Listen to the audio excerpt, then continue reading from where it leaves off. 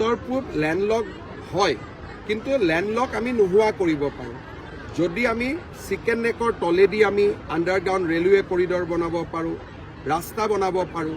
ভূটানেদি যদি আৰু এটা ৰাস্তা ভাৰতবৰ্ষৰ মেইনলেণ্ডলৈকে আমি নিৰ্মাণ কৰিব পাৰোঁ, পৰিৱেশৰ পৰিৱৰ্তন হ'ব। মহম্মদ ইউনিছে যিটো কথা কৈছে সেইটো ভাৰতৰ বহুত, বিশেষকৈ CA আন্দোলনৰ সময়ত ভাৰতৰ বহু কেইজন তথাকথিত যাক আমি বিভেদকামী শক্তি বুলি কওঁ তেওঁলোকেও কৈছিলে। এই কথাটো মাজে মাজে কৈ থকা হয়।